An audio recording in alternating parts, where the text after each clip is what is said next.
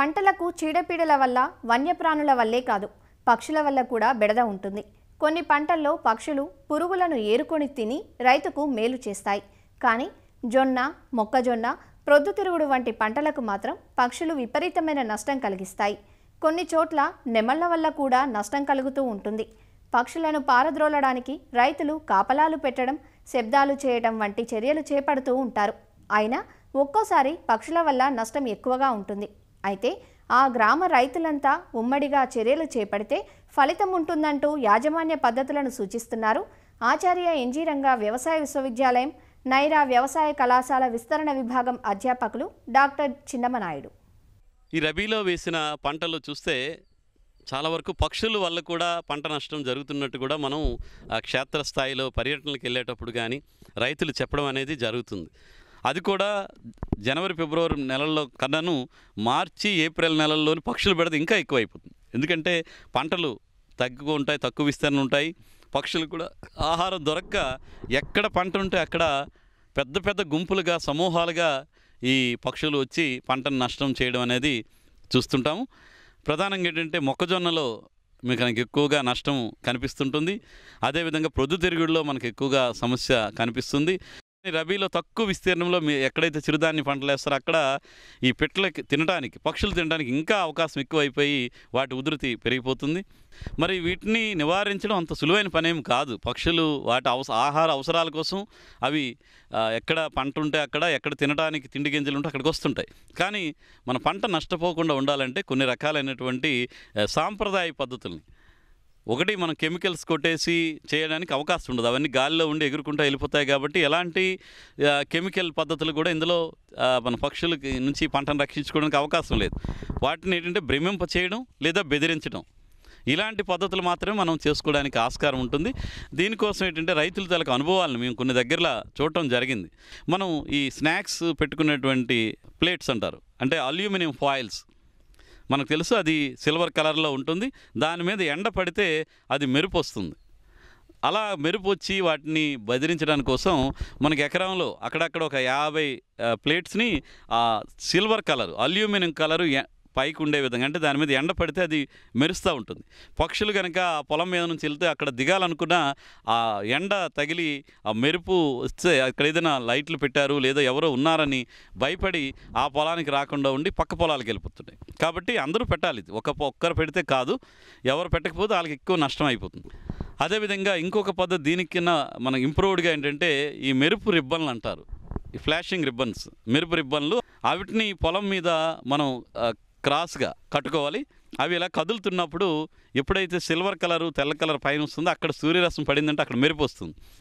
కాబట్టి గాలికి ఆ పైన కట్టినటువంటి మెరుపు రిబ్బన్లు కదులుతూ ఉంటే సూర్యరశ్మి పడుతున్నప్పుడు పక్షులు ఆ పొలం ఎదుగురావడానికి భయపడతాయి.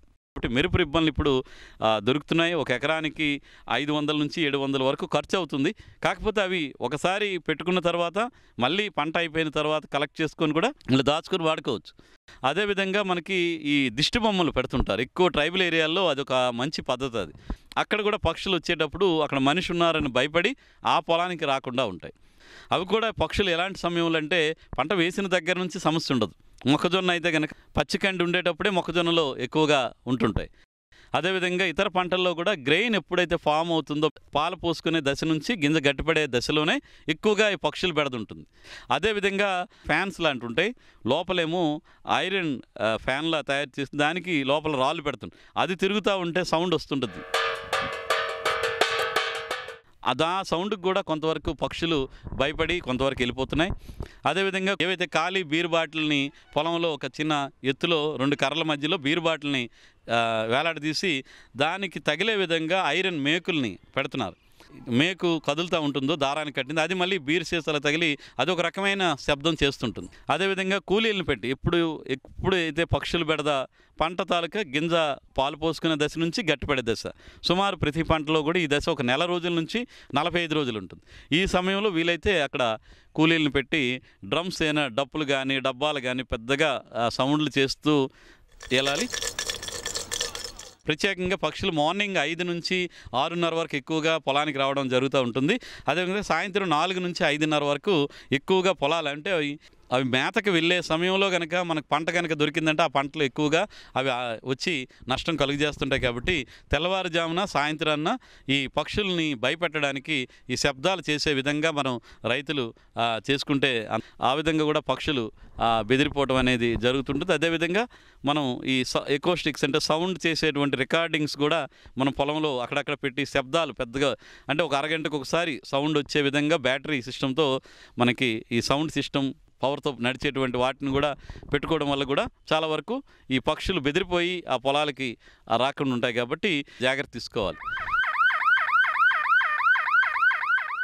అదేవిధంగా ఈ పొలం చుట్టూతో కూడా తెల్లటి పాలిథిన్ కవర్స్ మనకి సింగిల్ యూజ్ పాలిథిన్ కవర్స్ని పొలంలో గట్ల చుట్టూ కూడా వెదురు కర్రల్ని పాతేసి పంట కన్నా 1 మీటర్ ఎత్తు ఉండేటంగా ఈ పాలిథిన్ కవర్స్ కనుక ప్రతి 10 మీటర్లకు ఒక దగ్గర కనుక కడితే అవి గాలి వేసేటప్పుడు అవి కదులుతుంటాయి, సౌండ్ కూడా వస్తుంటుంది, బరబరబరమని సౌండ్ వస్తుంది. ఇవి పక్షులు చూసి ఇక్కడ ఏదైనా ఆపద ఉంది లేకపోతే ఏదైనా ఇబ్బంది కలుగుతుందని సౌండ్కి భయపడిపోతాయి, చాలా వరకు పక్షులు రాకుండా ఉంటాయి. అదేవిధంగా ఈ సీడీలు మనకి ఇప్పుడు ఎక్కువగా ఈ కంప్యూటర్స్ వాడే వాళ్ళు సీడీలు వాడుతుంటారు. కొంత సమయం అయిన తర్వాత సీడీలు పాడైపోతాయి. మీరు సీడీలు కనుక గమనిస్తే ఒకవైపు పేర్లు రాసి ఉంటాయి, ఇంకొక వైపు ట్రాకింగ్ లాగా ఉండి తెల్లటిది అల్యూమినియం కోటింగ్ లాగా ఉంటుంది. అలాంటి సీడీలను తీసుకొని ఆ సీడీల తాలూకా అల్యూమినియం వైపు ఏదైతే ట్రాకింగ్ మన రికార్డింగ్ సైడ్ ఉంటుందో అది ఎండపడే విధంగా మన పొలంలో అక్కడక్కడ కనుక మనం పెట్టుకునే ఏర్పాటు చేసుకుంటే దాని మీద కూడా ఎండపడి మెరుపు ఎక్కువ వస్తుంది. తద్వారా అక్కడ కూడా మనకి పక్షులు చాలా వరకు పొలానికి రాకుండా ఉంటాయి. రైతులు ఇప్పుడు మనం చెప్పుకున్నటువంటి వివిధ రకాల మార్గాల్లో పొలానికి పక్షులు రాకుండా చేసుకోగలిగితే పంటను కాపాడుకొని మంచి నికరాదాయాన్ని పొందడానికి అవకాశం ఉంటుంది.